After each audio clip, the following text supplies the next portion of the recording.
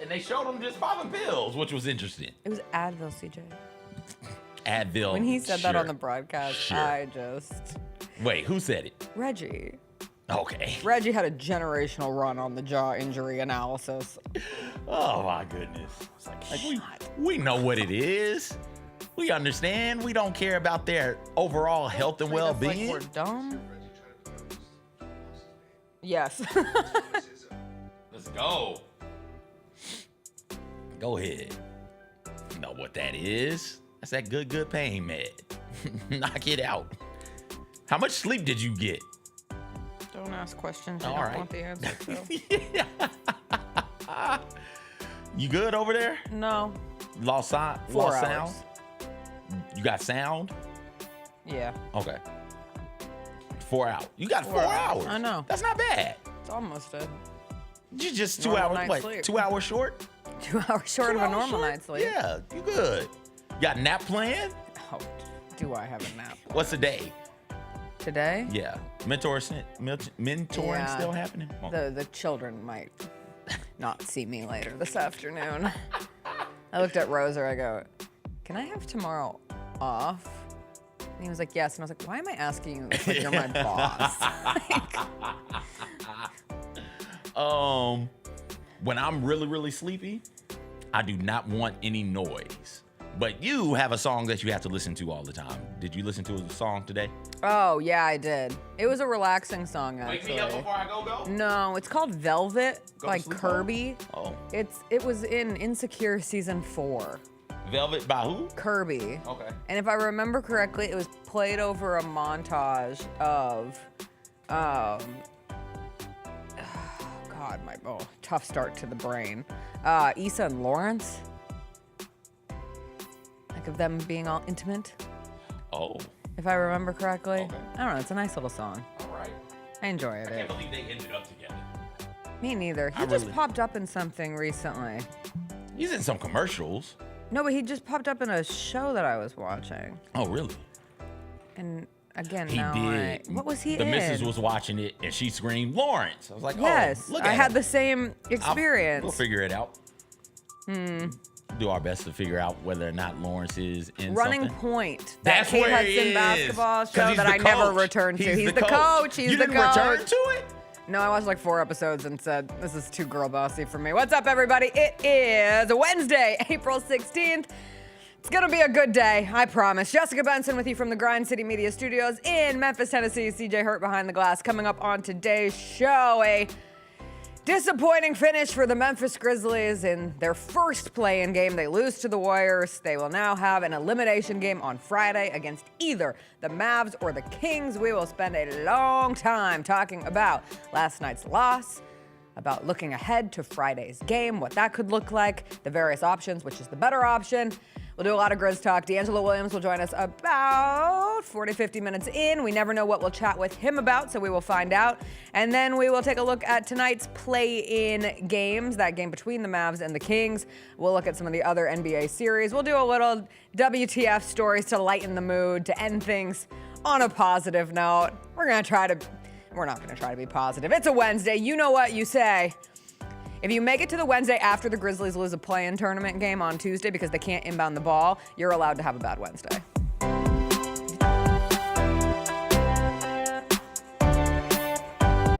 Are you ready? Creed. By overwhelming demand, the Summer of '99 tour returns. July 27th, FedEx Forum. With special guests 3 doors down. And Mammoth WVH. Tickets on sale now at livenation.com. Creed returns, the Summer of '99 tour.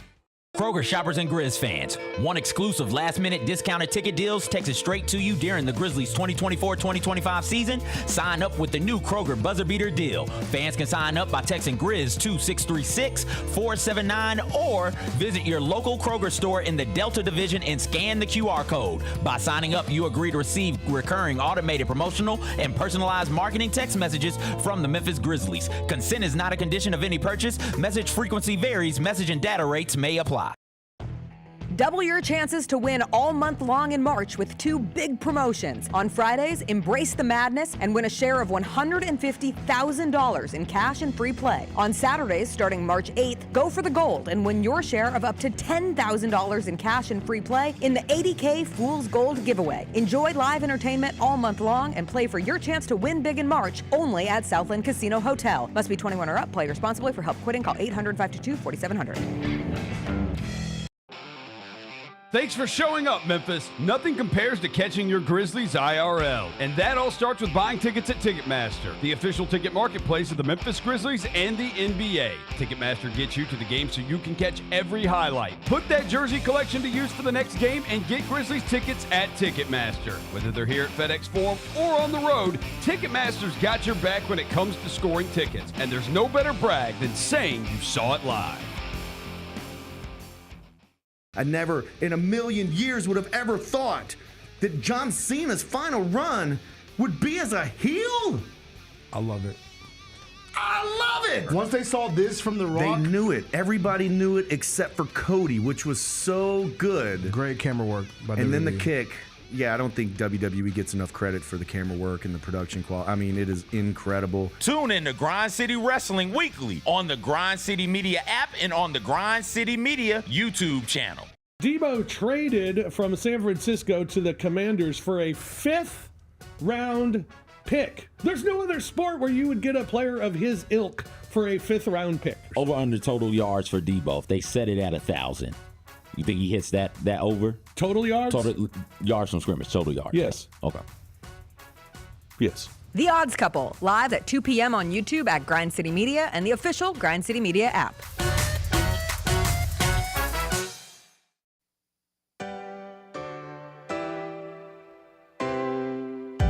Feels great to feel the sunshine. Gotta own the day like it's all mine. Just got paid in his own time. Been working hard, I've been on the grind. I deserve this feeling, having my way. I've been on this healing.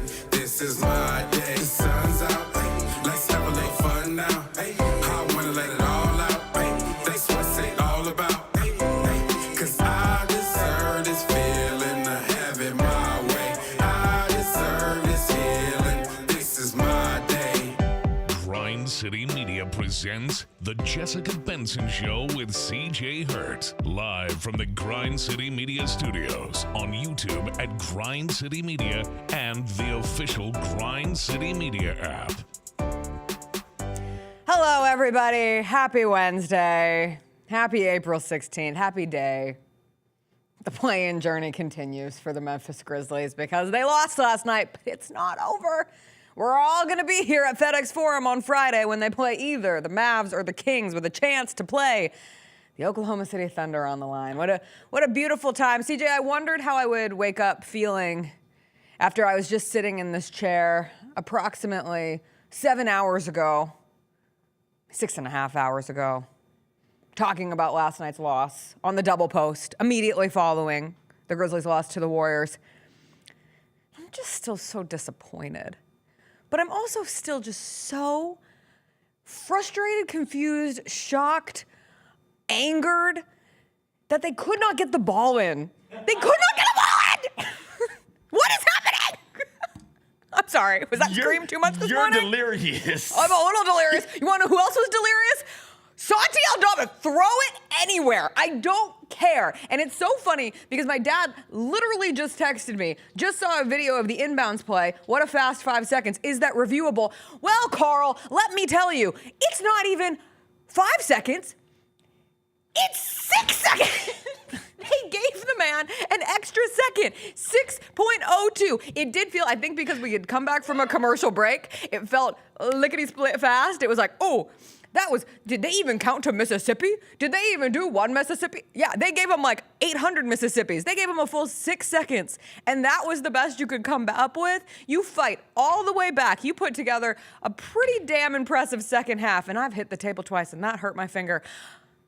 Only to not get the ball in on the inbounds play. It's just, that is a cruel, I won't say unusual way to lose, because for whatever reason, it felt perfect for this season. Like, it just felt emblematic of what watching this Grizzlies season has been. They go down 20. Jimmy Butler's lighting them up from everywhere. Steph Curry comes alive late in the game, but by God, you have a chance. You're down 3, and you can't even get the ball in bounds to give it a whirl. You can't even give it a whirl. And your number one option on that play, let alone Steph Curry, is jumping up and down. Steph Curry is 8 inches shorter than Santi Aldama. Just throw it anywhere at that point. Just get the ball in bounds. But your number one option is Desmond Bane. He's 55 feet away. You think Santi's going to make that pass? Do you have confidence in Santi Aldama making that pass with Jimmy Butler playing safety in the middle? When you count, sorry, as you hi, get the CJ, ball, it's as good you to when see you you. get the when you get the ball, and you got an interior clock in your head, you're counting it down right around 4 seconds. Just throw it. Just throw it where you're supposed to throw it to the best of your ability. Do I think Santi is capable of making that pass? No, not at all. Should he have thrown it? Yep, if that's what the play called for, you either throw that thing to the corner and pray Desmond Bane gets over there, or you just hurl that thing into the backcourt and pray Ja Morant can hop back there on one leg and get the ball in, like Jacob said before we started the show. Throw it in the backcourt, pray Ja gets to it, and then hope you can get a scramble 3 situation. You got 5 seconds. 5 seconds is a long time. It is in basketball. That's enough for you to take 2 dribbles, make a pass, and then let it fly from somewhere. You just got to get the ball in bounds. Can we throw it back up? Sure, why not? Where's the urgency? Why so slow? What are we doing? Down 3, 5.4 seconds on the clock. Oh, look, joggy jog. Here we are. And oh my God, time's running out. Oh, it's over. Yeah. The end. Yeah. Ta-ta. Bye-bye. Urgency. And lack of it. Gotta play. What game was it recently where there was a play in the final seconds that just had 0 urgency? Houston? Yeah. Houston in the national championship game. Yeah. But That is what that looked like. They at least got the ball in bounds. They didn't get the shot off, but they got the Bar ball in is bounds. low. Okay, how would you prefer to lose a game? Well, okay, that's unfair because that was in the national championship game and you led and suddenly you were not leading and you lost in absolute miserable fashion with that turnover. But that one's pretty bad. Yeah, that's awful. All things considered. Got to get the ball in bounds. Roser asked us on the double post last night, like, what will you remember from that game? A year from now, how will you remember Grizzlies Warriors play-in tournament? None of these stats don't count, so I'm just going to pretend the game doesn't count either, and I'm going to erase it from my memory. They count for the play-in stats. They count for the play-in stats. Have fun. Go search play-in statistics in your free time. I will. Well, the Warriors now finally got a win. 1-3. I was told the do factor was coming for the Warriors in the play-in tournament. I thought the do factor was coming for the Grizzlies playing a game in California where they continue to be 0 this season. 0-9 in the state of California. That's insane.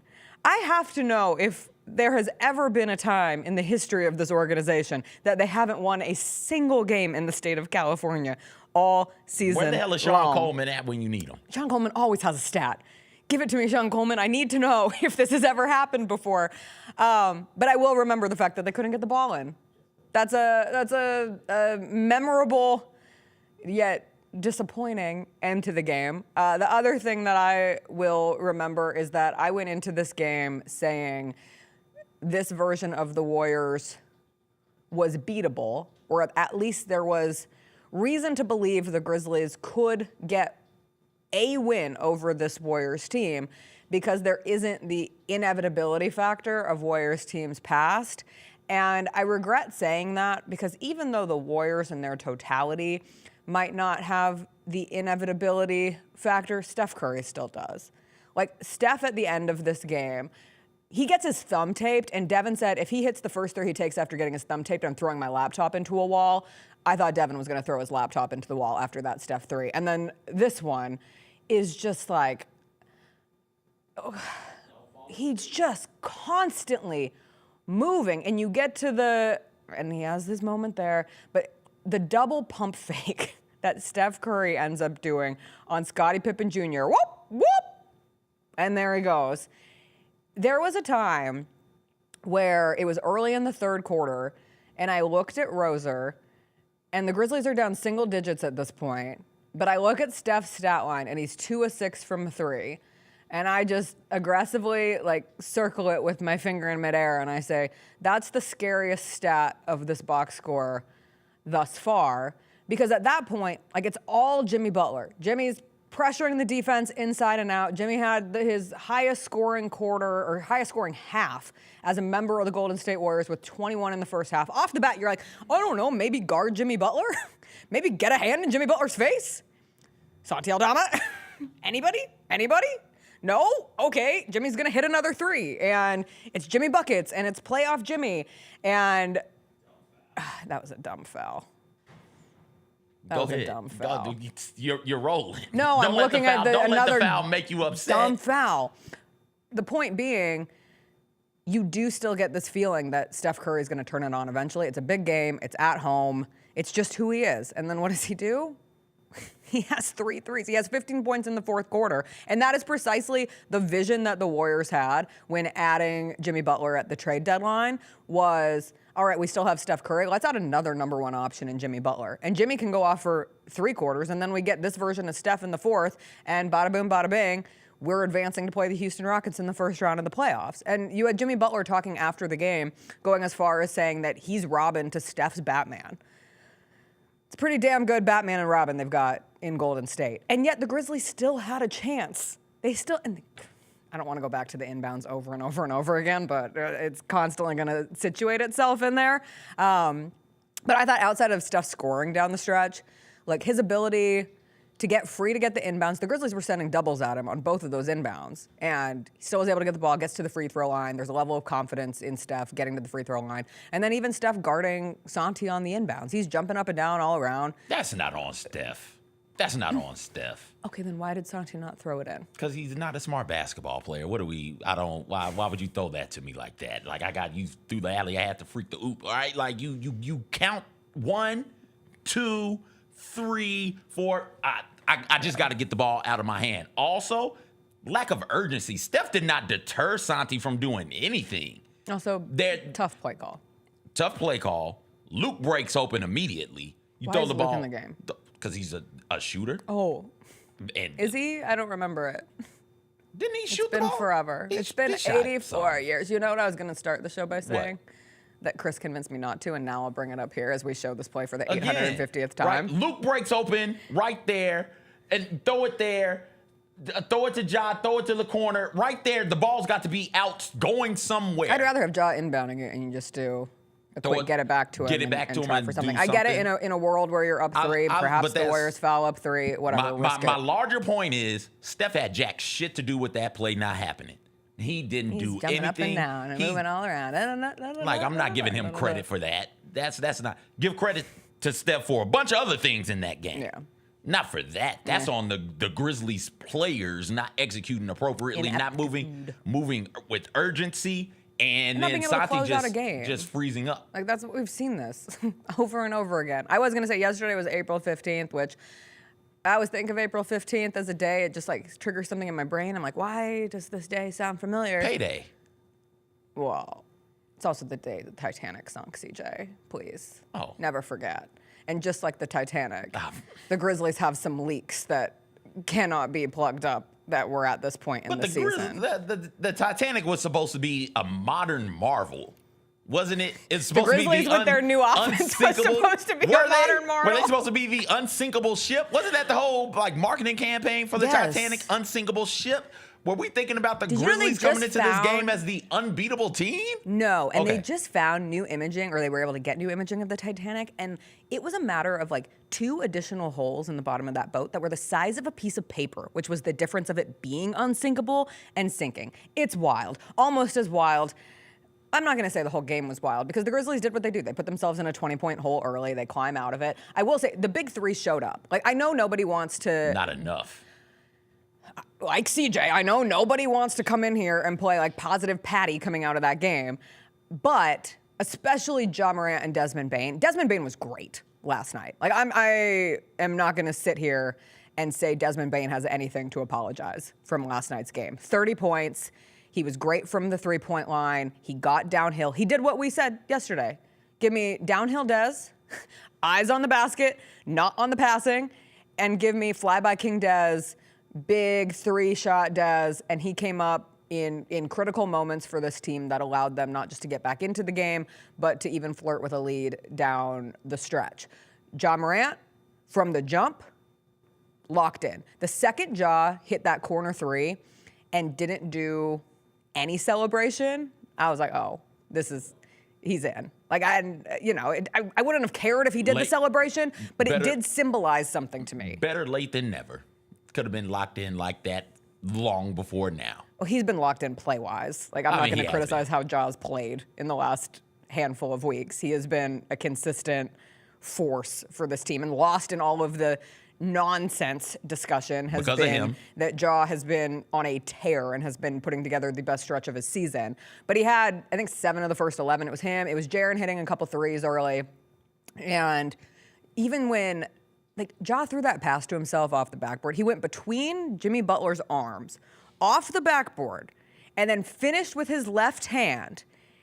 It was just one of those dazzling, like, holy hell. We get to watch Ja Morant do something that I've never seen in the NBA each and every night. I had a friend text me and say, does Ja Morant always throw passes to himself in games? And I was like, no, only on special occasions and in absolute necessary situations. But just add that to the great plays by Ja in games where the Grizzlies end up losing the game. But he ends up going down with that ankle injury, and I wasn't sure he was going to come back. But you can't say ish about the guttiness of Ja Morant after he comes back from that injury, because he was in pain. Like, I didn't know if he was going to be able to come back and shoot the free throw, keep himself eligible for the rest of the game. This is where it happened, third quarter. It's a 4-point game at that point, and you're just like, oh, this is the worst thing you could possibly see. You're hoping in the immediate moment of it, you're like, oh, it's just the shock factor. It hurt really bad. But then he's on the bench, and he's not improving. He looks to be in pretty significant pain. They end up walking him back on the court. Reggie, so you weren't listening to the broadcast, CJ? I was. Did you hear him say that Ja just needed to go to his happy place? I was not. It's like, this man, he might not be able to walk, and you're telling him, just go to your happy place. Hey. Just go to your happy place. Go out there and play. Just go to your happy. Well, he did. Good. He did. And when he came back in the game, you saw a clear limp. They gave him his Advil back in the corner. As he's every member of the Grizzlies medical team is back there. Must have been extra strength. 4 medical team members is surrounding Ja, and does somebody have an Advil? This pill pops out. It's like, definitely Advil. Absolutely. Was it Advil? Was it Aleve? Was it Tylenol? This is important. Which one do you take? I take Tylenol. Okay. I'm a big Tylenol fan at this point. The acetaminophen. I got you. Sure. That's what it is, Jessica. I don't know Trust what the me, difference I is. flunked out of pharmacy school. I know Tylenol. Can you tell me the difference? Tylenol is acetaminophen. Give me the other one. Aleve. Aleve. Is it NSAID? They're all NSAIDs. Oh, they're all NSAIDs. They're all okay. in the NSAID family. But the difference is how they work. The NSAID is the A stands for anti-inflammatory. That's okay, the well, AI. they gave Ja the one that makes your ankle suddenly not swell up instantly to a balloon and the pain of your leg being on 1.5 legs. No, you can't stop the swelling from happening. I think it just takes something away from they tied those shoes extra tight. Put those ankle braces on. Take something away from the pain. Lock them up. Tie them up.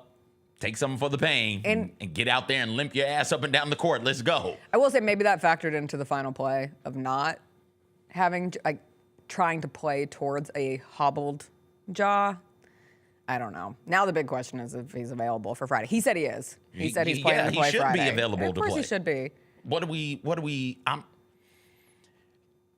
There's a difference in being injured, being in pain, and being hurt.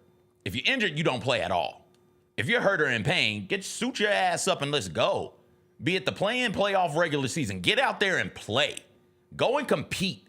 You're not going to get me patting dudes on the back for deciding, okay, now it's time for me to go and compete. This is what the hell you should have been doing all season. You've been limping around all season. Everybody's limping around. Who gives a damn if you hurt? If you limp around in the middle of the season, then you risk that you're not even able to play at the end of the season. Whatever, go play. Go get it. Let's go. Go out there and fight. Yes. Show me something. You showed me something last night. You went out there and competed. Fine. Do it again. Let's go. I'm not here to congratulate somebody for doing the thing they should have been doing. We don't see it all the time. Along. So and that is a problem. And that's a part of the Yeah, so frustration. I'll call it out when I see it and But say, I'm no. glad that he came back in the game. He's supposed to come back in the game. Of course he's supposed to come back in the game, I'm not glad that he's doing what he's supposed to do. You're supposed to make good grades. If you're a D student and all of a sudden you bring home a B+, I'm not going to pat you on the back for making a B+. The expectation is what the expectation is. The standard is what the standard is. That's what it is, dog. Go out there and meet the standard. And when you don't, you come up short. That's a problem. When you do meet it, hey, all right, congratulations, you met it. That's fine. I'm not going to, throw a parade for you. It's not a parade inside my city because you decided to go and play off of when you're in pain. Take a shot, pop a pill, get your ass out there on that court and ball, dog. It's that simple. Shout out Advil. Or leave. Or Tylenol. I'm an Excedrin man myself. Oh, Excedrin. Excedrin. I used to take Motrin for a while. I thought Motrin was just for bloating. Is it? Yeah, I'm pretty sure Motrin. I don't know. think Motrin Women is kind an of start their pain reliever journey based on cramps. That's usually when you end up picking your favorite thing. So maybe that's why Motrin was a go-to, but that's where Tylenol. Tylenol's the way to go. You said the big three didn't show up. Enough. Let's take a quick break. We'll come back. We'll get into the Jaren Jackson Jr. of it all from last night's game. Also, Zach Edey, up and down performance, some highs, some lows. Is it to be expected from a rookie center starting in a play-in tournament game? Perhaps. We'll get into that. The decision to start Scottie Pippen Jr. There's a lot to still discuss within the context of this game. Plus, a look ahead to who you would rather have the Grizzlies face. It is our chat question of the day. Who would you want the Grizzlies to play on Friday? Wow, 56% of you say doesn't matter, the season is over. Who made that action? Who made that answer choice? 21% say doesn't matter, Grizz will win. Okay. And 16% of you want the Mavs. So we'll discuss what the better option is and why we need you to be at FedEx Forum on Friday night when the Grizzlies play whoever they're going to play in that play-in tournament game. We'll talk about it all on the other side.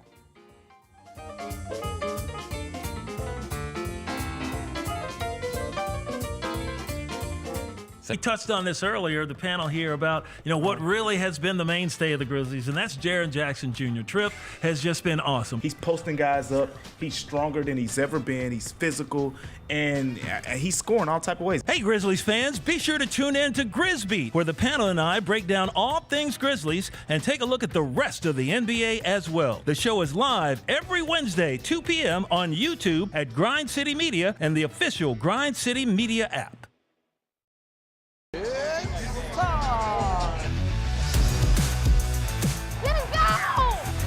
Bain drives. Oh yeah.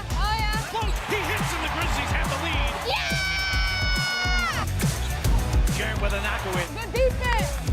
Morant attacking, spinning, hanging, and hitting. Let's go.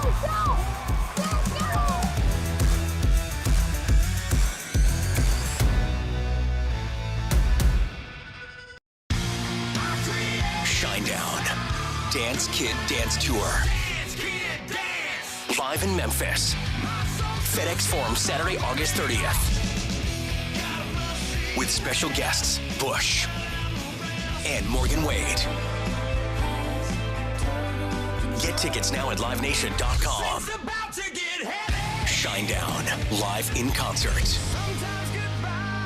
For more, visit shinedown.com.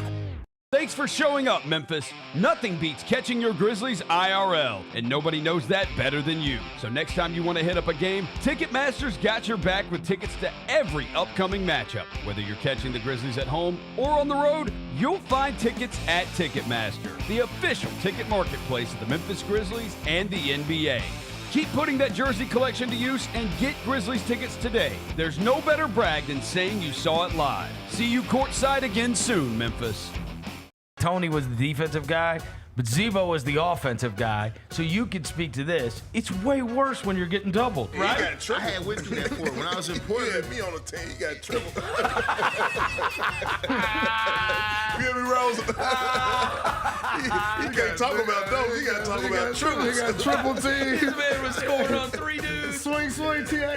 The Chris Vernon Show, live on weekdays at noon on YouTube at Grind City Media and the official Grind City Media app.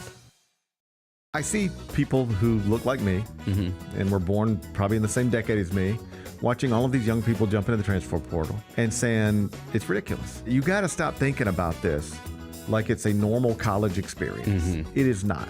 You know what the priority is? Maximize your earning potential for every year of eligibility you have left. That's what this is about now. These are jobs. The Gary Parrish Show, live on weekdays at 10 a.m. on YouTube at Grind City Media and the official Grind City Media app. Grizz Nation gets set for tip-off 1 hour before every Grizzlies home game with the warm-up show. Get the latest news, notes, and analysis live from courtside at FedEx Forum. Who's going to be the tougher team that rebounds and prevents second-chance opportunities? Join me, Lang Whitaker, along with Michael Wallace, Jessica Benson, and other personalities from Grind City Media, Memphis, and around the NBA. 1 hour before every home game, live at Grind City Media on X, YouTube, and the official Grind City Media mobile app.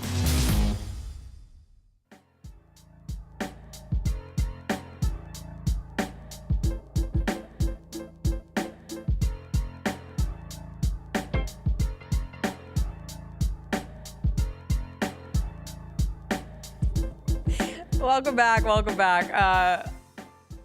Hey, remember when the Grizzlies couldn't inbound and they had 6 seconds to do so? That was a gift from the refs. The refs did give the Grizzlies 1 additional second. And I will say, the flipperoo of that game, feeling like all the calls were going in favor of the Warriors. At one point, Jimmy Butler had more free throws than the Grizzlies did as a team. And that is what Jimmy Butler does, but that is still egregious. No, it's not. Yes, it is. It is not. Jimmy Butler is a physical player. There's not an ounce of physicality over there. Yes, there is. Physical players get foul calls. Jimmy Butler goes up for shots and goes into contact. And Jimmy Butler knows exactly what he's doing. That's why he's avoid. standing at the free throw line, Well, that giggling. wasn't a foul. That wasn't a foul. He does it regularly. He didn't do sometimes anything he in creates that- contact, sometimes he doesn't, and he sells it either way. And he does didn't an sell excellent that job one. at that. He didn't sell that He one. doesn't have to. went The up and- expectation's there. He went up and airballed the layup. He didn't flail. He went up, airballed the layup. Yeah, and they just assumed then- somebody, and oops, then touched Jimmy Butler. And then much to his surprise, like everybody else's, they blew the whistle. That's not on Jimmy. How many free throws did he miss last night? Like 6? I know. 7? That was at the end. I was like, foul Jimmy Butler. Don't or send 7? Steph to the free throw line. Send Jimmy to the free throw line. He's been Steph is gonna get the ball. many times. Steph is so good at moving and cutting. He's gonna get the ball. Anyway, it was funny that it went from that feeling, and you knew, like, you're playing the Warriors, they're at home. We've talked about Grizzlies' problems with officials all season long. Like, you're fighting an uphill battle in that moment, no matter what. And then next thing you know, they're doing that review on the Zach Edey foul that would have fouled Edey out of the game, and it ends up being the foul on Draymond Green. And you have the Chase Center chanting, "Refs, you suck." That is like a fever dream of a situation. Warriors fans chanting, "Refs, you suck." My husband texting me, they're trying to gift this game to the Grizzlies. And I had the audacity to text him back and say, well, they're going like full makeup call mode because it's been heavily favored for the Warriors the entirety of this game. And now you're getting that foul call on Draymond. You're getting the phantom foul on Pods on the Scottie Pippen Jr. Breakaway because it was a clean block. That was absolutely a clean block on Scottie. I also thought that the foul that they called on Kevon Looney that sent Zach Edey to the free throw line wasn't a foul. You say it was a foul. He hit him on the arm. It was a late whistle. He hit his arm. He had Edey's arm. Okay. Edey had the ball, arm, ball goes all over the place. Then Edey, I didn't know if this was going to be a foul or not because he hits nothing but ball. He just shoves whoever was it Moody? I think Moody had the rebound. He just two-hand shoves the ball and Moody falls. And it's like, oh, that's a foul on Edey. But no, they blew the whistle late. And this will be the thing, if y'all are frustrated about Ja, who's avoiding contact every time he goes up, and that's why he's not getting foul calls. If you're frustrated, he is avoiding contact. How many times does Ja go up and then come back down and do this little thing to try and get around you? Every single time he goes up. That's not my point, Jessica. My point is, if you're frustrated about that, get ready. Because the Grizzlies made the adjustment in the second half to say, hey, you know what? Just throw it to Edey inside, make them double, and then kick it back out. Yeah. If they decide to do that next year to try and play some of this offense through Zach Edey, get ready to be upset about legitimate fouls because too often dudes are allowed to smack Edey on his arm or to ride up underneath Edey, and those are actual fouls. And it happened a lot in this game last night. they called that one on Looney, and I think that was the right call. I thought it was a perfectly terribly officiated game That's for what I everybody. ended up If you're thinking. going to be It bad, neutralizes everything. If you're going to be a bad officiating crew, just be so bad that Both fan bases say the refs hate me, and also maybe the refs love me at various parts. That was not a foul on the Scottie Pippen layup. No, that was a horrible call. Yeah, but again, it wasn't a Scottie Pippen foul on Also Jimmy wasn't Butler. a foul on Draymond. So yeah, so it all and it kept balances Zach out. Edey in the game. God, I just over the back I was dream of the crazy. day where Zach Edey just goes up with it at the rim. I dream of the day that Zach Edey just realizes I am 7'4", rounding up to 7'5", and I am bigger and stronger and just damn taller than everybody on this court, and I'm going up with it. At one point, I think he was like 4 of 13 from the field. And all your shots are within 2 feet of the basket. Like, you gotta be a better finisher at the rim. But I will say, on the flip side of that, to Edey's credit, the 17 rebounds last night were huge. And especially given that 7 of them were on the offensive glass. Like, you had to get those second chance opportunities. And so that was, again, a highlight from Zach Edey. And I thought he played a much better second half than he did first half. It just it continues to be unfortunate because you look at that game from Zach Edey last night and think, oh, there were a lot of promising things to take away. But you need Zach Edey to be more developed than he is in order to feel more confident about him in a play-in tournament game. And in a for all lack of better term, and must-win game for the Grizzlies last night, because now you put yourself in a really precarious situation going into the 9-10 game with either your season's over or you get to go play the Oklahoma City Thunder. Whoopee. Jaren Jackson Jr., we said we were going to discuss him. Of the big three, had the worst game. I know there is a lot of Jaren hate coming out of last night's game and continuing into this morning. He did not play great. He did not play bad enough that I am wavering in my takeaway from last night's game, which is the big three has a future in Memphis. Please put the right pieces around them. Now is the time. Get the vets. Give me somebody who is 30 years old. Give me a wing defender. Give me another point of attack defender, because your best at this point is 6'1" Scottie Pippen Jr., who did rise to the occasion. Scottie did not shrink in that game. And it was big that he ended up fouling out at the end of the game. That was one of those things where if you're looking at coaching decisions from Chomas Isolo down the stretch, the final play call, allowing Scottie to foul out, not having Desmond Bane go straight back into that game when Ja got injured early on, even you always wanted 2 of the 3 to be on the court. Just various things that I'm not going to sit here and crucify Isolo for it. That was his first ever NBA postseason game. That's what happens when you replace your coach with playoff experience. And I'm not trying to sit here and stand for Taylor Jenkins. It's just factual. This is why most teams, if you were trying to win postseason basketball games, you don't make a change. We don't see it happen all the time because there are playoff scars to be built from a playing position and also from a coaching position. And I thought there were some very green moments from Coach Isolo last night.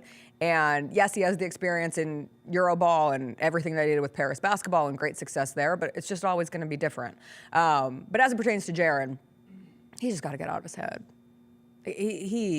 And because we were talking about this before the show, and I'm not understanding if the opponent is coming to W every single time you touch the ball, and if as soon as you put the ball on the floor to go to the rim, you're getting a double and there's a help side defender sliding all the way over, the basketball play is to swing the ball. The basketball play is to throw out of that. So and I'm he not made some sure. big threes. That's where I'm not saying from an offensive standpoint. So where was the my issue is struggle with him at? on defense. I mean, he lost his man twice. Yeah. And what I'm taking this as, and perhaps I'm connecting dots that are a reach, but I look at, one, in drafting Zach Edey, one of the critical things was get somebody who can set screens, open up things for Ja, which is why when you go away from Ja Morant's strengths and Zach Edey's strengths for a lot of the season, there were some eyebrows raised. But 2, by giving you a true center, Jaren doesn't have to play center, and he's able to operate in his most comfortable spot, in a spot that ultimately led him to winning a Defensive Player of the Year award when he's playing alongside Steven Adams. We put so much stock in that I think sometimes we forget that another key component of that was Dillon Brooks was your best wing defender. You had an elite wing defender in Dillon Brooks. So Jaren was not in a position where he had to be playing makeup for multiple defensive lapses. And I think Jaren is at a point where he's trying to maybe sometimes like pre-predict mistakes, but he's getting dizzied and he's getting lost and he's not defending at the level that we have seen him grow into, especially early this season. The rate that he was playing at when we're talking about him potentially being a Defensive Player of the Year candidate after Victor Wembanyama goes down. But now you're seeing, and maybe a part of it was him coming back from injury too early. I don't know. And maybe a part of it is a coaching change. Like, coaching change affects everybody differently. But Jaren has had a drop-off in the last couple of weeks. And I wish that he would get, if he was able to play the way that we saw him play earlier in the season, matched with that play of John Des, we might be talking about a different scenario. In last night's game? What would he have done last night? Would he have been better, I guess, at contesting Jimmy Butler at the rim? Yes, and contesting without fouling. Okay. All right. And he at least stayed on the court. Jimmy Butler is good at getting into everybody's body. And that's why you make the decision to put Zach Edey on Jimmy Butler early in that game, because you're trying to protect Jaren from getting in foul trouble early. And Jimmy Butler's not known to, he made threes last night, but those he are didn't shots. take them in the second half. That's where it changed the game for the Grizzlies. Those are the shots that you live with, is Jimmy Butler taking threes. With this Warriors team, the way that it's currently constructed, you say, all right, Jimmy Butler's got to take the three, and since we're going to give the three up to Jimmy, if he's on the court and they've got shooters around him, Zach Edey, that's your guy. So I don't know if that was necessarily a move to protect Jaren so much as to protect Edey, who cannot move on the perimeter well enough, especially against Steph Curry, who does not stop moving at all. Do you remember that three from Steph in the first half? Do you know which one I'm talking about? Where he was like running baseline, goes out of bounds, pops out into the corner, and he was just moving that whole. Constantly. I mean, he is just nonstop, mesmerizing. And then Scotty fouled him, and it's like, oh, why would Scotty foul? Scotty fouled him, and he made the three. Yeah. No, that's Rip Hamilton, Reggie Miller type stuff. Right? We've gone away from that type of movement with our perimeter players. It's a lot of give the star player the ball, give the best ball handler the ball, and wait for Luka or Ja or Anthony Edwards or somebody like that to create a shot either for themselves or for you. But once upon a time, that's how you got open, was just run and keep moving and don't stop moving. And Steph Curry is great at that. I think that back on the Jaren thing, I'm not sure what more Jaren can do when there's an onslaught of dudes just getting downhill on this team. And you don't want Jaren fouling out. You don't want him to get fouls on silly stuff, even if it's around the rim. So there are moments there, Draymond Green is driving or Moody is driving or somebody like that is driving, and you see Jaren just let up. And it's like, okay, that's a good basketball play for Jaren, because he goes up and contests, gets a foul, now he's in foul trouble, now he's out of the game. So he's got to, unfortunately, pick his spots to get up there and be aggressive at protecting and defending the rim. And unlike other bigs, like a Rudy Gobert comes to mind, Jared Allen comes to mind, right? Unlike other bigs who get up there and defend the rim, protect the paint, if they get in foul trouble, they're just in foul trouble. You can take them out and the team keeps rolling. Jaren gets in foul trouble, and it kind of deads everything on the offensive side of the ball, so he can't be as aggressive as those Deads on the dudes. offensive side and makes you even worse than you are defensively. Like, I mean, at the end of the day, Vince Williams Jr. came in for 3 minutes last night, and he had 2 turnovers and 2 fouls.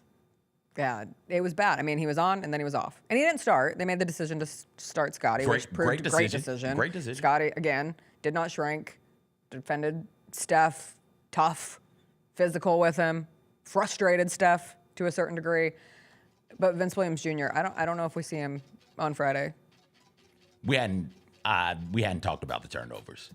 But you're not going to beat anybody. You should have led with that. You brought up well, there's a lot of stuff going on. You brought up the young coach, Zach Edey, first play-in type game. Like, it's a lot of people experiencing this on this team for the first time in this sort of a way.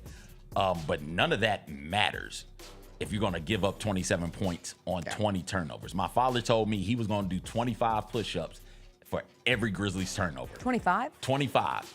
He's shorted us 375, Jessica. I'm going to get. He said he stopped at 125. So we're going to get those 375 in. Like, you're not beating anybody. No. From this point forward. And from the jump, I think they had 10 in the first half. 10 in the first half. 10 in the first half. 10 in the second half. They If you might have had want 7 in the first quarter. You're not beating anybody from this point on. 20 damn turnovers. If you want the TLDR of this team all season, too long, didn't read. They turned the ball over, late game execution, lack of urgency, and they lost. And they lost again to a team that's above 500. God, it has been a while since they beat a team above 500 who was at full strength. So we will wrap up this conversation for now because DeAngelo Williams is going to join us after a quick break. After him, we will get into the who we would rather see the Grizzlies face come Friday in the elimination game, play-in tournament game that will either be between the Kings or the Mavs. Those two teams play later tonight. But for now, we'll take a quick break. We'll come back. DeAngelo Williams will join us on the other side.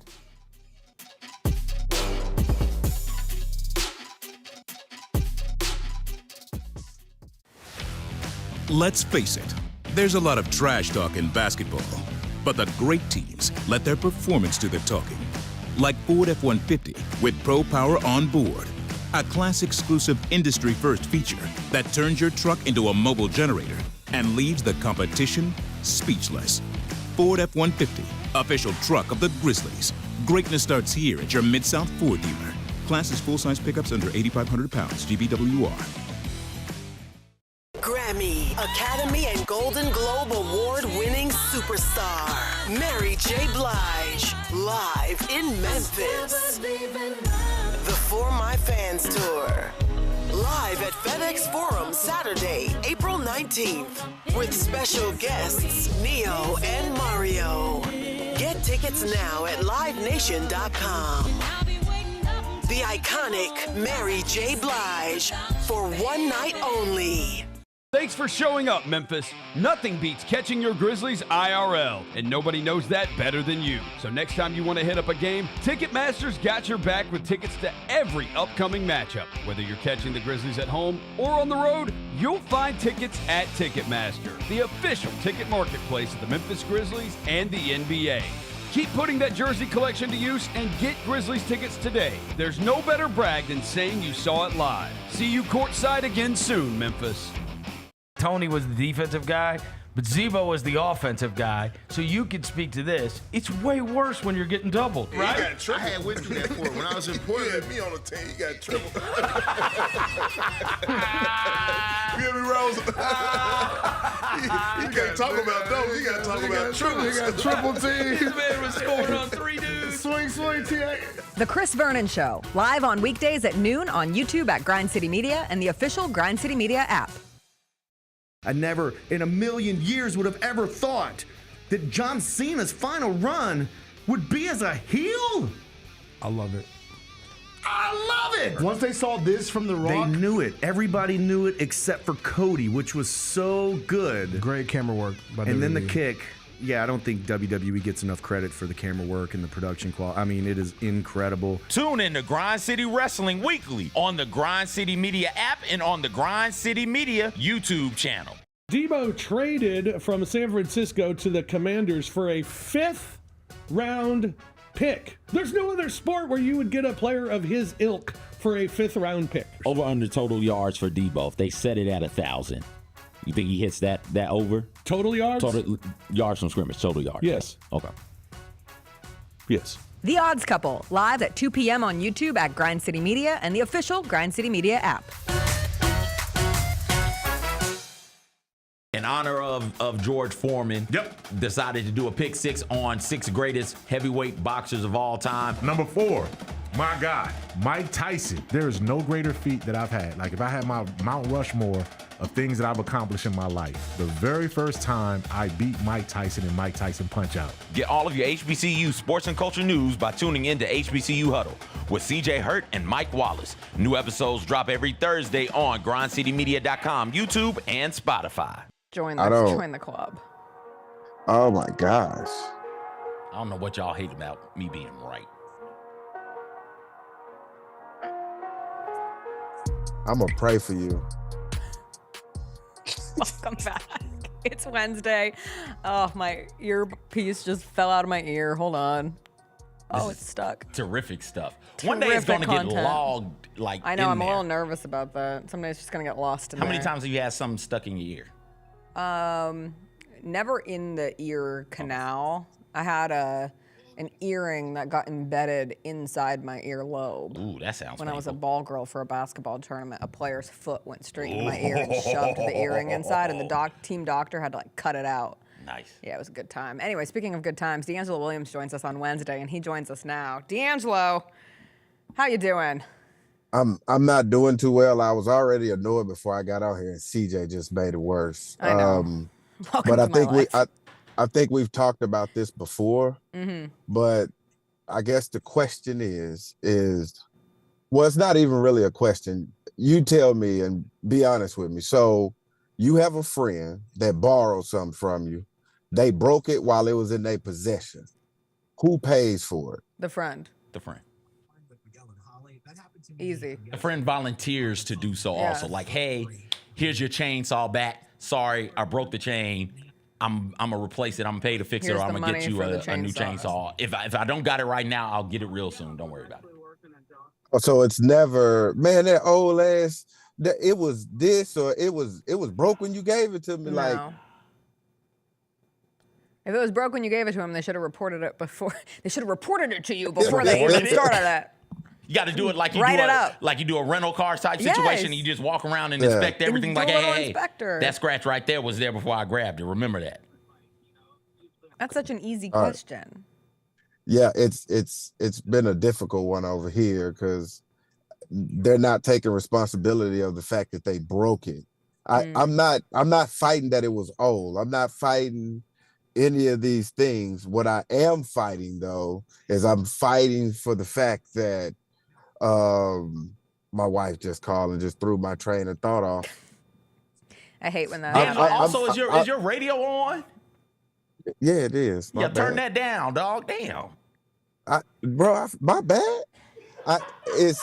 I'm not arguing that it's old. I'm not arguing any of those things. I'm arguing at the fact that you broke it and that it didn't just break over time. And that's what they're saying. They was like, now you knew that thing was halfway broke when you gave it to me. And I'm like, wait, what? What do you mean halfway broke? I mean, if it was halfway broke, that means it halfway worked. And so if it halfway still worked worked. and you using it, like, come on, man. It still You works. pay for it. Right. How much So- is the item in question, DeAngelo? So the item in question is $1,200. Oh yeah, no, it was broke when Yeah, you it gave was it to me. broken. It was broke when you gave it to me. 1,200. That's crazy. Damn. Also, I'm not borrowing anything from my friends that costs $1,200 damn dollars. What is it? It's a chainsaw. Oh, I didn't know chainsaws was that expensive. Yeah, I wouldn't borrow a chainsaw. Oh, is it not a chainsaw? Was that a fake? No, it's not a chainsaw. Oh, then what is it? It was a power tool. Okay. Yeah, I don't know if I would borrow that. Can't you rent that from like a Home Depot or a Lowe's or something Right. like that? Go to a But- hardware store, rent it, and then just. You can rent power He- tools. he- I think you here's can. I'm If just you- a that's girl. the- I don't don't fix know anything. these I don't know either. I'm just You a girl could- too. I'm just a That's the girl. thing. You can rent things like that, but if you got a friend that got one, you just like, hey, let me borrow yours, and then you borrow it, and then you break it, and you're like, well, hold up now.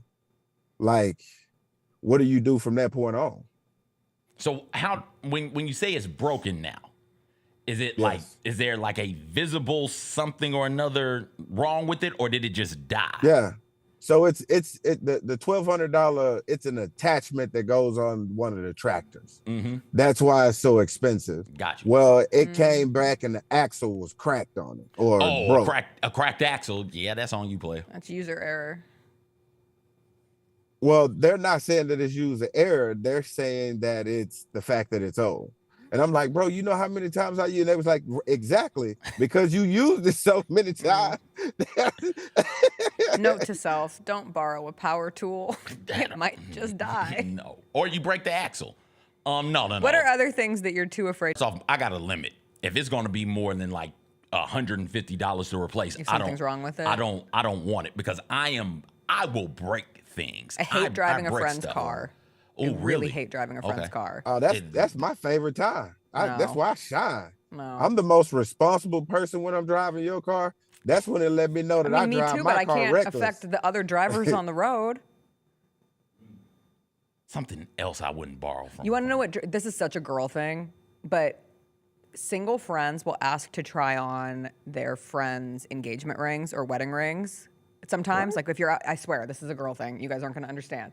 But you'll be at a bar, and a girl will be like, "Can I wear your ring for a second?" I have multiple friends who do this all the time, and I usually watch them do it to someone else because I'll always be like, "Oh no, sorry," or I'll like get up and leave, and then they'll come back and they'll have that person's ring on, and I'm like, "What if they forget that they have that ring on?" Or worst case, they like take it off and put it on the table. The number of times a like $10,000 ring is just sitting on the table at a bar is terrifying to me. So that's I never take this off. Are there anything, or is there anything that you won't let somebody borrow?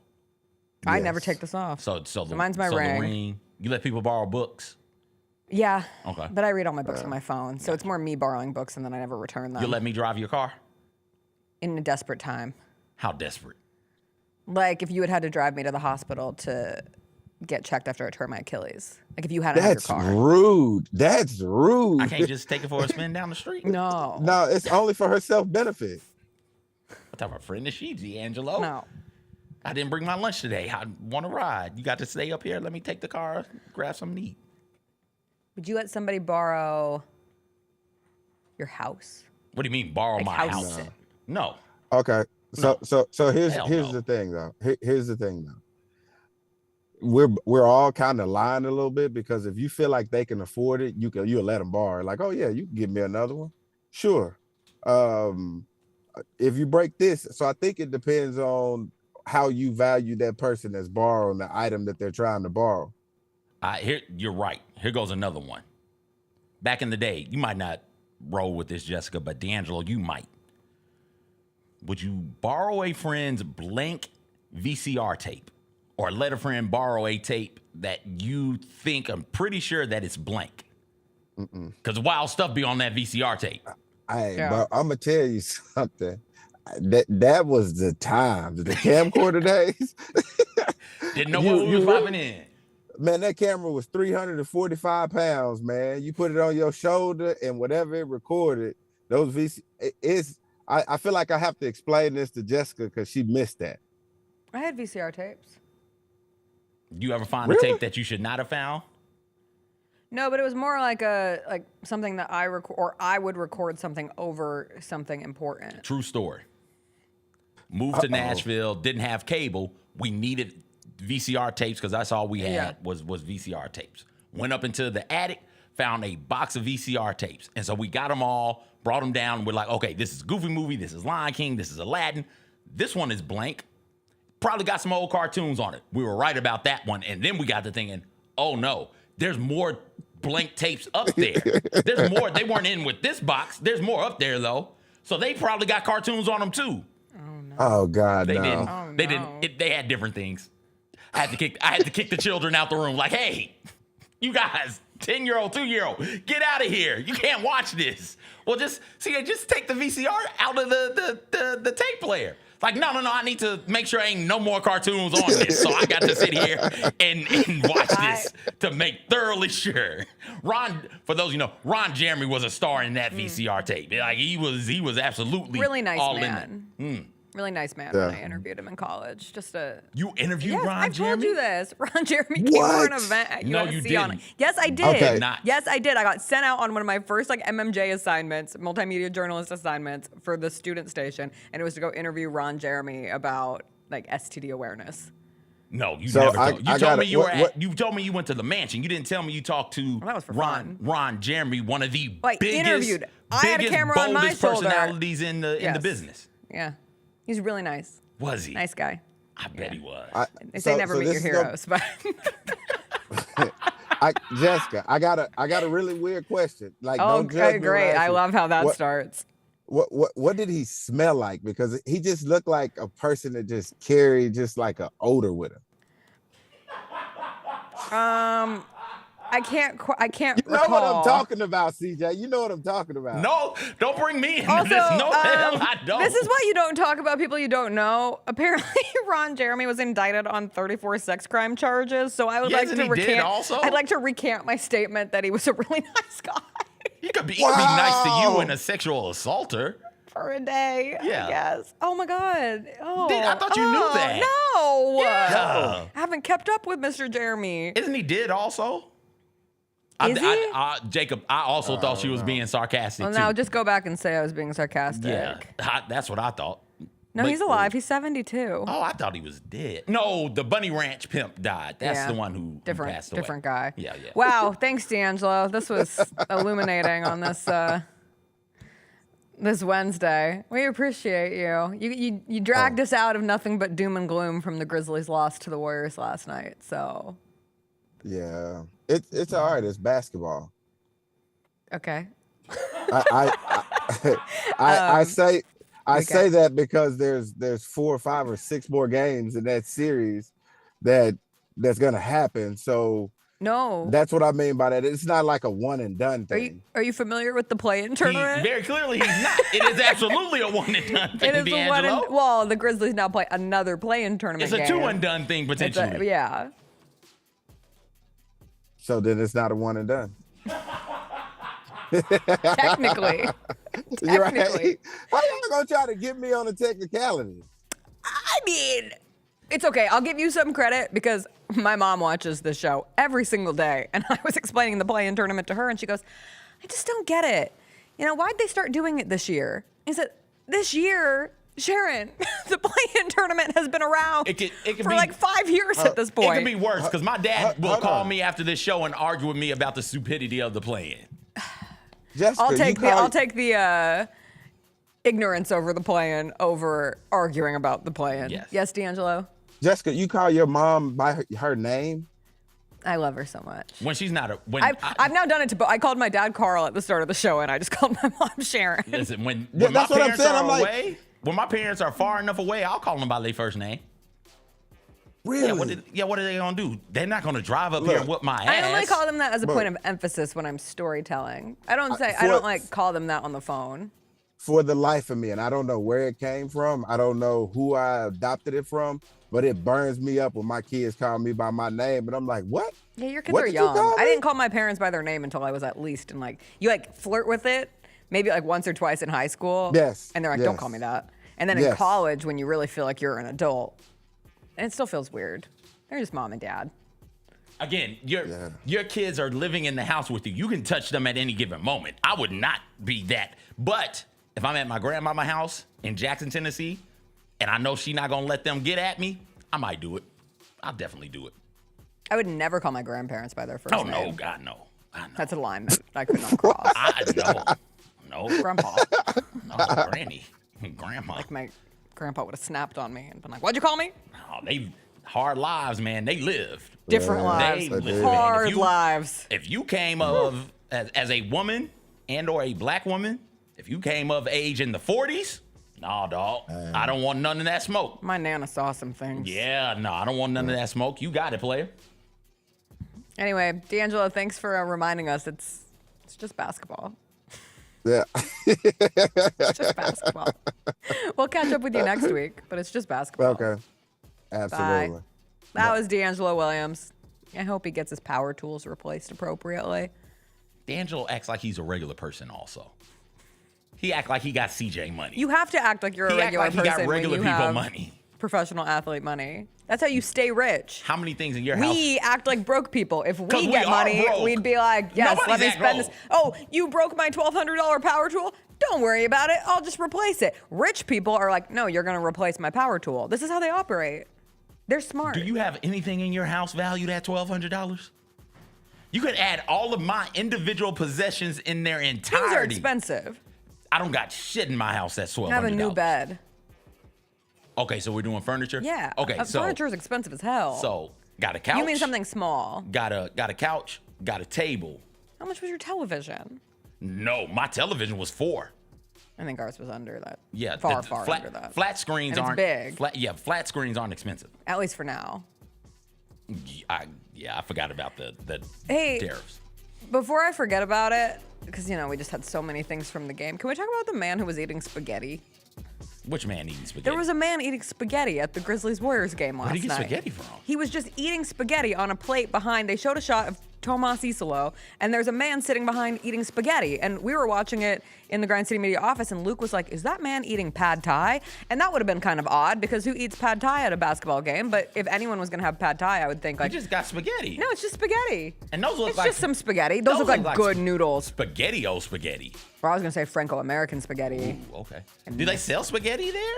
Apparently. All right. But he also had it on a little plate, which would lead me, and he had good seats. So I'm going to assume that he was in a club type situation, like a club level or a special VIP level. So it was probably a serve yourself, but one of the options was spaghetti. Yeah, that makes sense. But everybody was like, who eats spaghetti at a basketball game? Why do we put rules on what you can and cannot eat at a basketball game? I would love to get spaghetti at my next sporting event. I'm thinking about it now. How many items at a basketball game or any sport for that matter do you have to have a fork for?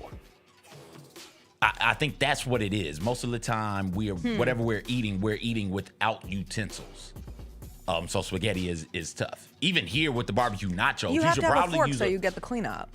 You probably need a fork. You don't have to have a fork. I'm a lady. You have to have a fork. Well, I'm not. I would be in a mess of a situation if I was eating yes. barbecue nachos with nothing I'm a but my messy hands. eater. I don't know what to tell you. But I just That's think we fine. put too much emphasis. I did have this thought recently. We put too much emphasis on hamburgers, hot dogs, chicken fingers, nachos, they have which have their place. Yes, absolutely. And if that is what you want, so be it. But like, I love that you can get tacos at Grizzlies games now. Like, good tacos. Another finger.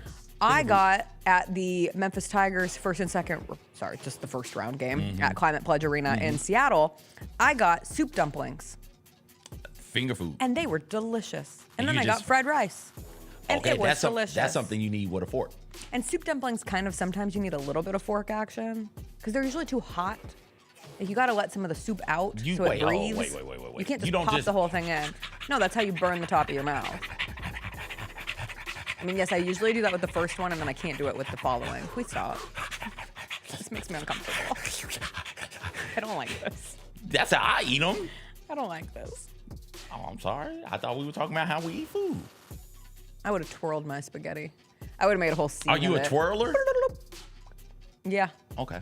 I'm a shoveler. Just You're a shovel it shoveler. in. Just scoop. Oh, I love a fork. twirl. That fork is more like a spoon, and it just get in there and then like shovel it in there. My love language is having a Lady and Tramp moment at a basketball game. Just me and Chris with a plate of spaghetti. That's just so gross. That's something I wouldn't Nudge share the with a meatball. friend. I wouldn't share my spaghetti. Certainly not one strand of spaghetti. What are we talking about here? We're not Eiffel Towering the damn spaghetti noodle. Get out of here. More noodles at sporting events. That's all I'm saying. Give me a noodle bar. Give me noodle options. That person had it right. All right, we'll take a quick break. We'll come back. We'll talk about the big question. Who do you want the Grizzlies to play on Friday in the elimination play-in game that will be taking place here at FedEx Forum? Will it be the Kings? Will it be the Mavs? They play tonight. We'll get into some of the other play-in action from last night as well when we come back.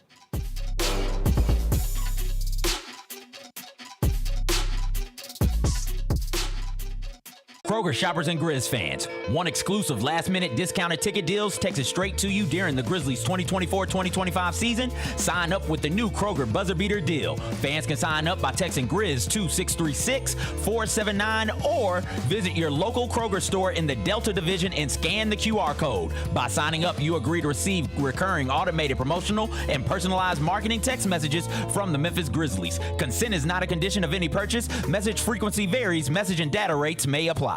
Sonic Radio. Welcome back to Sonic RNDIO. That spells radio with me, the CIO. This just in, the new Sonic $1.99 menu lets you build a crave-worthy meal for just $1.99 an item. Whether that's a creamy shake, crispy tots, or a quarter-pound double cheeseburger. This just out. Ostriches. They're mean, not very cute, and in my opinion, way too big for a bird. Don't miss the Sonic Fun 99 menu. 5 items, always $1.99. Live free, eat Sonic. Tax not included. See menu for details. Grizzlies fans, dunks, dimes, and no looks are great on TV, but nothing compares to catching them IRL. And that starts with buying tickets at Ticketmaster, the official ticket marketplace of the Memphis Grizzlies and the NBA. Ticketmaster gets you to the game so you can catch every highlight in person. From seeing your favorite Grizzlies stars up close to hearing the squeak of the sneakers on the hardwood. Put that jersey collection to use and get tickets at Ticketmaster. There's no better brag than saying you saw it live. See you courtside, Memphis. The new issue of Slam, the cover dropped, and it is our friend Jaren Jackson Jr. on the cover. And shout out to you, Lane. Yeah. You kept, well, I mean, we knew about it, but you kept this a secret the whole time. Yeah. So shout out to you for I putting wrote this this story. together. We did the photo shoot a couple weeks ago here on a Sunday afternoon in the practice court. The Sneak Fest show, live Tuesdays at 2 p.m. on Grind City Media on X, YouTube, and the official Grind City Media mobile app. I see people who look like me and were born probably in the same decade as me, watching all of these young people jump into the transfer portal and saying, it's ridiculous. You got to stop thinking about this like it's a normal college experience. It is not. You know what the priority is? Maximize your earning potential for every year of eligibility you have left. That's what this is about now. These are jobs. The Gary Parrish Show, live on weekdays at 10 a.m. on YouTube at Grind City Media and the official Grind City Media app. Grizz Nation gets set for tip-off 1 hour before every Grizzlies home game with the warm-up show. Get the latest news, notes, and analysis live from courtside at FedEx Forum. Who's going to be the tougher team that rebounds and prevents second chance opportunities? Join me, Lang Whitaker, along with Michael Wallace, Jessica Benson, and other personalities from Grind City Media, Memphis, and around the NBA. 1 hour before every home game, live at Grind City Media on X, YouTube, and the official Grind City Media mobile app.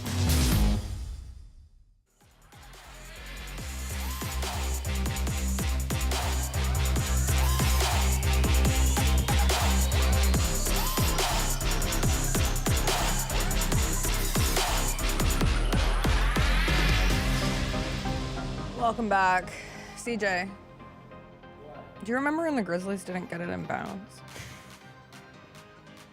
No, I do have a don't. note from Chris Was Luther. that was the last turnover. That was turnover number 20. Yahtzee. 27 points off 20 turnovers. Chris, this is from a while back, but I do like to give a voice to the voiceless on the show. I'm very fair in this world. He was really happy with your defending of Jimmy Butler and how Jimmy Butler having more free throws than the entire Grizzlies team is certainly a fair stat because he plays like that, CJ. He just plays like that. I want to be clear. I got a Jesus Christos, Jess, from my husband. A what? Well, it feels inappropriate the week of Easter to like throw out a full JC.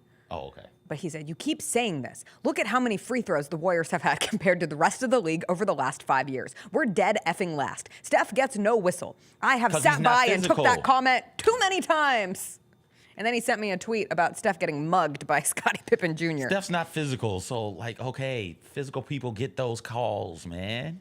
But he also sent a funny of nothing like unbiasedly terrible officiating. No agenda, just bad for the love of the game. And that's where we're at. I'd almost, if I had my choice between like really good officiating and terrible officiating, as long as it's terrible on both sides, give me the terrible one, man. It's kind of funny. It's kind of funny to see. If you don't have a team involved, then it just becomes like a yakety sax moment of how bad can the next call be. If it's bad both ways, you know, like, oh my gosh, yes, dude airballed the layup and didn't even act like he got fouled because he didn't. All right, they called that. I know we're getting one. And look, there it is. did get one. My guy gets a clean. My guy goes up for a layup, gets that shot beat in. And look at him. Gets that what? Gets that shot beat in. Gets that shot. Beat in. Oh, there's a foul call. Did you watch a moment of the other play-in game last night? I watched it leading into the Oh, you game. did? Yeah. It is like watching a play-in game on another planet. Like Grizzlies, Warriors, fun, high level. This is what the play-in's for. Magic Hawks, what is this for exactly? At one point, I was like, how in the hell are the Magic in this position? Because it's not like they are a 48-win team, unlike the Grizzlies or Right. the Warriors. No, Right? certainly not. They're under 500. Mm-hmm. How the hell did they get here? This is why this time of the year in the NBA is one of my favorite times in sports, because it's like, hey, I remember liking this team, and then they just weren't on national TV anymore, so Yeah. I didn't get to see them. I've forgotten entirely how When everyone how got hurt injured. early. Yeah, they were real injured. They're now 41-41. Now Or they this- ended the season 41 Did and they end- 41 did because they end that game 500? doesn't count. I forgot. We don't put those into the record. So they ended 500 They in count the for 7th spot. play-ins, I know they Jessica. count, but like Just like the playoffs don't count for the the regular game last season. night didn't happen. Poof, it's gone. Never to be No, heard it of happened. ever again. It for the absolutely sake- happened. The highlight of the game last night, which really speaks to how icky of a game it was. Magic won 120-95. It was never in doubt. But Trae Young crashed out at the end of that game. As well he Trae should. Young had enough of being a participant in that basketball game. He said, I also don't see the point of this play-in game, and I would like to not be here anymore. This came late in the game from Trae. He gets the ball, throws it at the ref. Ref immediately tees him up, and then comes back later. He's going to eventually get the ball back. If you only saw this on the broadcast clip, you'd be a little confused, but now he's out there kicking around the ball. Kick the ball in the stands, Trae. He's eventually going to kick the ball into the stands. He's making a show of it. He's not happy. No, We he get doesn't it. kick it into the stand. And off he goes. I love when he just starts walking. Like, he knows. Yeah. He's out. He's gone. Please What walk. was he- Please I don't- exit yourself. I don't know what the hell he was mad about either. He was mad that he had to play in that game. That game felt like a waste of time. I'd be mad. I hate wasting my time. Don't you hate wasting your time? I don't ever waste it. Well, that game felt like a waste of time. You watched that game. Did it not feel like a waste of time at any It was point real. It was in your real, viewing experience? It was real educational for me. I was like, holy hell, I forgot how good the Magic are. But it is, and then it was, but it is the Hawks. It is and then, the Hawks. And then it was, but the Hawks have dudes who can like roll to the rim and finish above the rim. That is interesting and maybe desirable for teams out there in the NBA. And their main dude who does that, Clint Capella, isn't even playing. I wonder what the deal is with Clint Capella. Is he around? Is he available? What's the injury situation with him? So I had to look into that. We were having a conversation It was a fact, of who it was is like the a worst fact search defense left in the postseason. How's that answer not the Grizzlies immediately? I know. Okay. And then someone was like, well, the Hawks have to be better. I'm like, the Hawks have Dyson Daniels. How good is he? Right? Like, We were flirting with defensive. I mean, he was never going to win Defensive Player of the Year, but he shot up in the best defenders nobody's talking about, and I then asked became that someone question. everybody was talking about. I asked that question sincerely as Yeah. somebody who, again, if you're not on national TV or It's this hard to team see here, all the time. I don't see it. And so the Hawks, by virtue of them not being very good this year, weren't on TV a whole hell of a lot. We watched Dyson Daniels end that Grizzlies game here at saw FedEx him Forum, so. against the Grizzlies, saw this Hawks team maybe 4 other times this season. So I was like, cool. I get to sit down and watch this team play and see what's going on. Yeah. So it wasn't. So Interesting. going back to it, Cole Anthony, 26 points off the bench. wasn't a waste How of did my that happen? wasn't a waste of my time. And Okay. anytime I get to watch the Wagners, I'm excited. Well, we get Shout out 2 to more Mo. play-in tournament games tonight. Oh boy. In the East, you will get to watch Miami and Chicago. And in the West, a game that now has all the meaning in the world for the Grizzlies. It is Dallas-Sacramento. That game tips off at 9 o'clock. The 40-42 Sacramento Kings will face the 39-43 Dallas Mavericks for an opportunity to play the Memphis Grizzlies right here at FedEx Forum on Friday in an elimination game. The winner of that game will get to go face the vaunted Oklahoma City Thunder in the first round of the Western Conference playoffs. CJ, I will ask you the question that you asked the people. Who would you rather see the Grizzlies face on Friday coming out of this game? Oh, it doesn't matter. I just want to see them go out there and compete. This is where it's been with me, Jessica, since late February, early March. Just, hey, go out there and try. Just don't completely fall apart. So, yeah, just whoever it is you're playing at Put it on the home, growl towel. Grizzlies, just try. try. Are we getting growl towels for playing We games? are. Okay. Is your lunch blocked off on Thursday? Are we laying them out? We're laying towels down. Unfortunately, I can't. I got odds couple. Oh, prep. really? Yeah. Oh, I think we should actually punt on odds couples so that you can collectively help the civic duty of Listen, all of us as listen. employees. If that's what they want to do, I get paid out of the way. We Just will tell all me be what I laying do. the towels down together. You're laying them down? Hell yeah. All right, just tell me what I'm supposed to do and I'll do it. I'll lay like 20 down and Got- then I'll stand in the corner. I think you got you got No, to I'm go. a good towel layer downer. I work hard. I'm efficient. What should we put on the towel? I don't know what will be on the towel. It's got to be believe. Let's try. You got to just start with believe. Just go back. Just do a throwback. Just believe. Do towels at a I am all in on towels at a play-in tournament game. It is the postseason. I'm fine with it. Okay. I would take towels, and I would take a whoop that trick just for posterity's sake. Oh yeah, you late got in the whoop game. that trick is if the team is playing well. Right. Whoop It's not that trick- guaranteed. Whoop that trick has got to be played. It's I mean, the playing win now. has to be guaranteed at that point. It's the postseason. Yes. So once the postseason hits, I'm fine with Yes. that.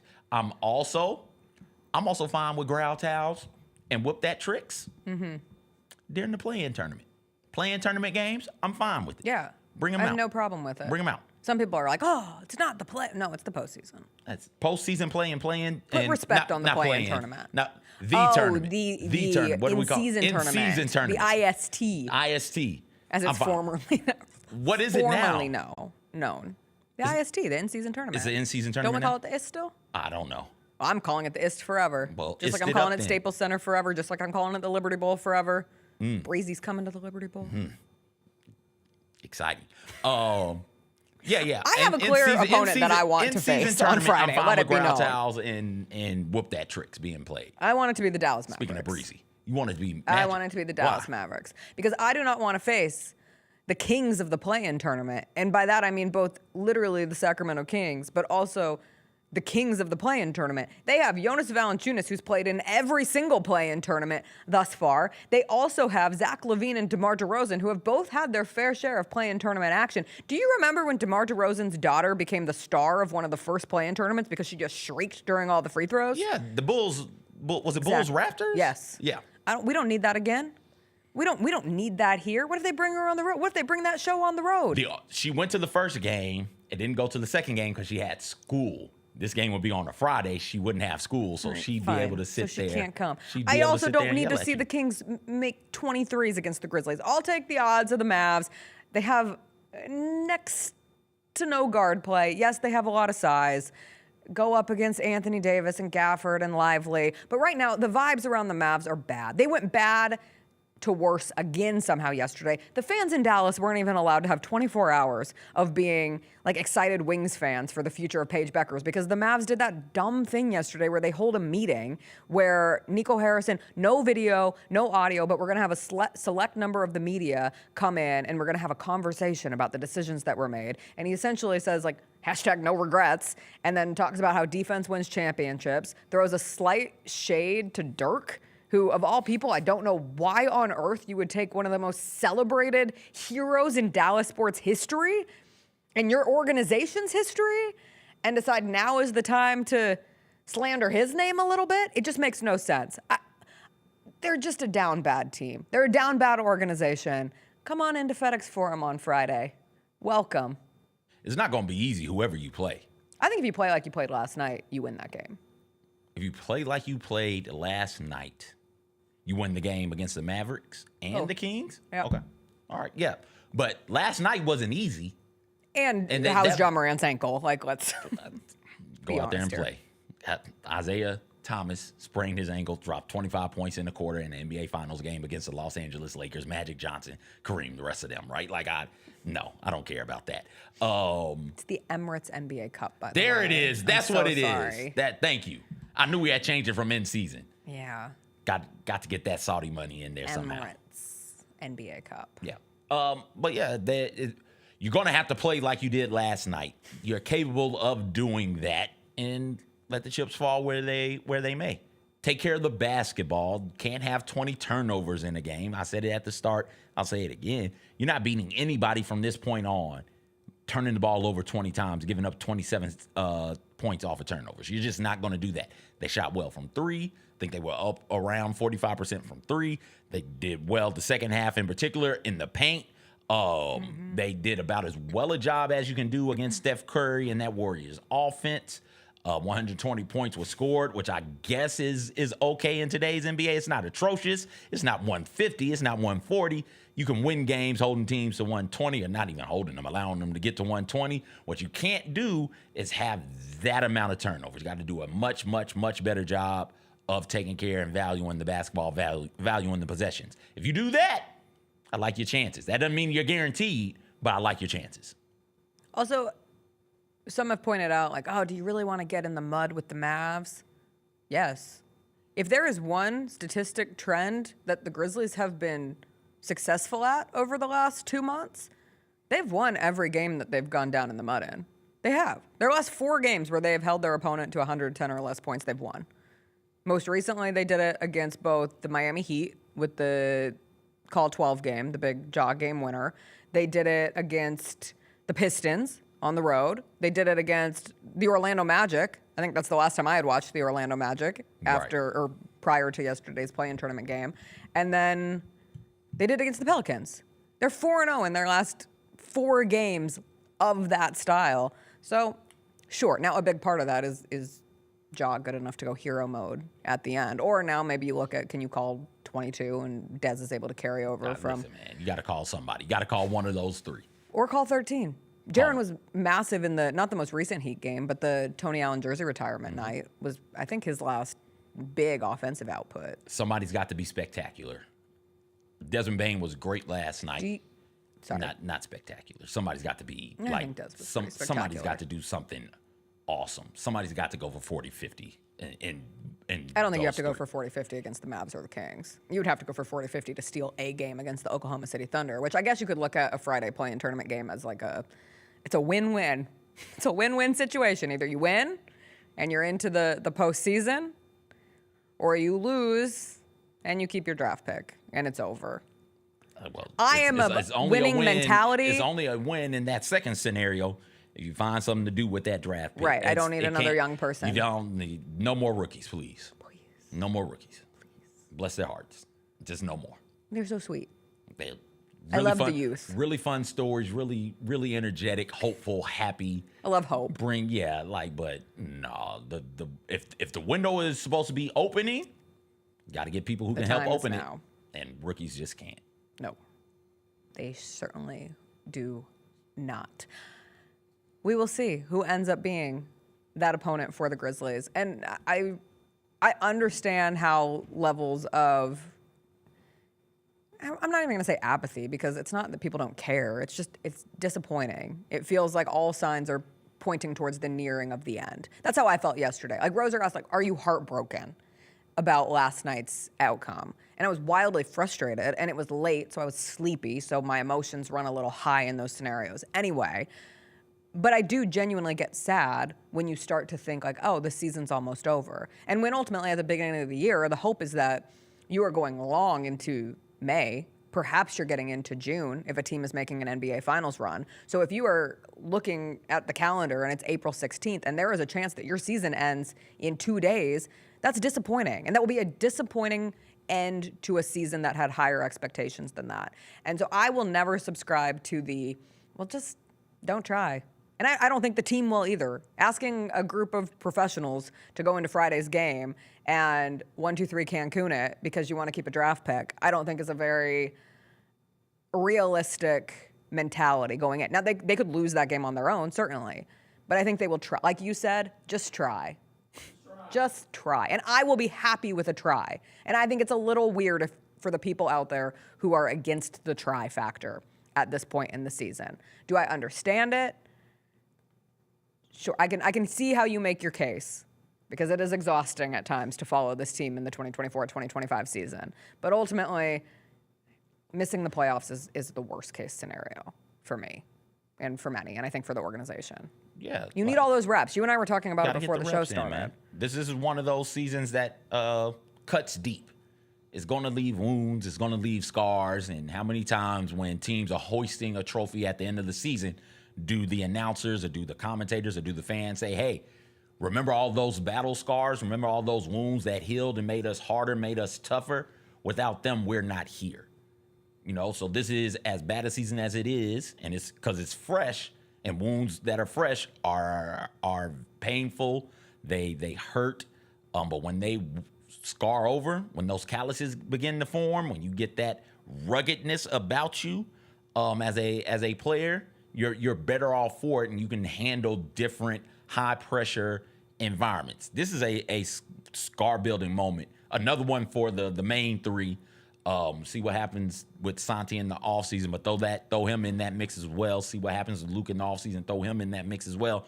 And Zach Edey, right? Like this is where you, as a rookie, begin to understand the physical requirements of being great, of advancing in the postseason, advancing in the playoffs. This is where you begin to get those. So the more of those reps you can get, no matter the outcome, as long as you're out there competing, the better off you'll be for it. And I don't know what the coaching situation is looking like for this team going forward, but if it's a coach that you want to keep right now, and if you want to take the interim tag off, he's got to get some experience in high pressure situations as well. So it's reps for him also. There's making it to the playoffs is never pointless. Not for me. That's everybody's bare minimum. That is the goal, bare minimum. And then from there you figure it out.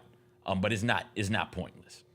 I did realize I never said the name John Conchar on today's show, and I do have to give some love to Jitty because he had some good moments last night, lost in all the rest of the game. It would have been inappropriate to not give him any credit for his performance in last night's endeavors. John Concharming, as a caller said in the inaugural DP show last Sunday. How'd that go for you? The DP show? Double post, yes. The double post show? It went really well.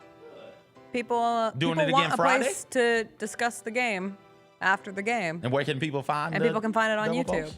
Grind City Media, or also on 92.9 ESPN. It's simulcast I'll tell you what, on the radio, on the YouTube. I just Googled DP and it came right up. Oh, I'm sure it did. Thank you for that. You're welcome. And just remember, as you go through your week and you're disappointed that the Grizzlies lost to the Warriors, at least they weren't the all-woman space crew, you know? At least they aren't Katy Perry getting dunked on by Wendy's, getting dunked on by Kesha, getting dunked on by everybody. Relentless for Katy Perry. At least they're not Vice President J.D. Vance. As an alum of Ohio State University, the university CJ and I don't speak of fondly ever on this show, he went and broke the trophy. Good. That's tough. Fraudulent ass trophy. Is DeAngelo back? I was like, has he just stayed on the whole time? Fraudulent. What would ass you trophy. do if you did this to a trophy? If it's a Buckeye trophy, I'm doing it immediately. As soon as I touch it, I'm breaking it. Of course. But he You got to likes the team. It's his team. You got to like inspect where to grab those things. Well, it's Like, also I'm hard because it's not touching- attached. See, You have to know that going into You it. have to know it, and you can't then grab from the base. No. You can grab from the base. You can't grab from the top. So yeah, I would inspect it, make sure it was good to go, then always scoop from the bottom and hold it like a baby. We're rewatching Veep to just have like a nice fake reality of a funny political situation versus the actual reality. And that moment could have happened on Veep, 100%. Like that is a Selena Myers moment if I have ever seen one. Last but not least, before we get out of here, CJ, you sent a video that also showed up on my timeline, and I am curious what people would do in this situation. Somebody posted a video on an airplane of a woman whose hair was on their television screen in front of them, and the person sitting there tries to move the hair, and the woman just moves her hair back in front of the screen. And I went down the rabbit hole of like 20 videos of similar nature, of this being a normal occurrence. There's no way this is normal. I mean, it's at least normal enough that there were 20 videos to go down. No, there's no way this is. One woman put gum in the person's hair. There's no way this is normal. One person They have to took know scissors. each other. They have to know each other. You think it's fake? I think people have to know each other. It's like, hey, let's do this. It might be fun. Okay. I can't. But You think it was rage bait? I saw those same videos that you saw. I know women get sensitive about their hair. Can you imagine somebody just cutting your hair on a flight? First off, how do you get scissors onto the plane? You can't bring scissors onto the plane. True. So that's in that video. That's true. Go ahead and throw that out. That's video. Actually, number yes, you one. can. Can you? You can bring the small scissors. No I way bring them you all can the time. Yes, you can. You can bring vanity scissors. On planes? Yeah. That doesn't feel like it should be allowed. It doesn't. Now that I'm saying If it you out can bring- loud. You can't bring box cutters on planes. Yeah. So why can you bring scissors on planes? I don't know. I'm double checking that. I don't believe that to be true. You can bring,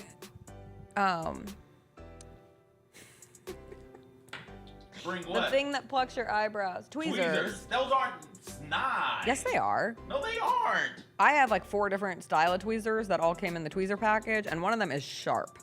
One of them cuts because I use it to open my boxes.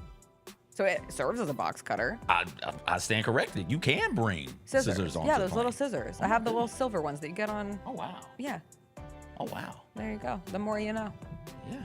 All right, everybody. So I guess we cut people's hair now. Try me. The video with the chick with the gum, I was like, that's got to be a wig. Also, when you feel gum being put in your hair, You wouldn't know that pain. I just realized. Every girl has at least one time where she either accidentally got gum in her hair by herself or somebody stuck gum in her hair. oh, that feels dirty. It's disgusting. I've And seen you have it- to use peanut butter. Seen it on Rugrats. You have to use peanut butter to get it out. I think Rugrats inspired everyone to try it at one point. So, hey, the Grizzlies lost to the Warriors, but at least you don't have gum in your hair. That's What do you do in that Like- situation? I'd probably tap them on the shoulder and be like, hey, would you please move your hair? And then they're not. And then you know me, I'd end up being like, I'm so sorry to inconvenience you by asking you to stop inconveniencing me. Would you mind? And they'd be like, no. And I'd be like, okay, I just won't watch anything. I'll just stare at your hair the entire trip. It'd be so annoying. yeah. All right, everybody, have a great rest of your day. It's a beautiful day outside. Go outside, enjoy the fresh air, enjoy the sunshine. We'll be back tomorrow. We'll start looking ahead. We'll know who the Grizzlies are playing on Friday. Do we have a special guest tomorrow, CJ? I think we do. I think DeMichael's going to join us. I'll I think confirm. DeMichael Cole's going to join us to talk Grizzlies. Also, Teresa Walker. It's a Thursday. We'll get into all that. We're like a week away from the NFL draft. That's going to sneak up on us in no time. So we'll catch up with Teresa about all the happenings around the NFL. Everybody have a great rest of your Wednesday. We'll see you tomorrow. Bye. What do you think Chris Brown would do in that situation?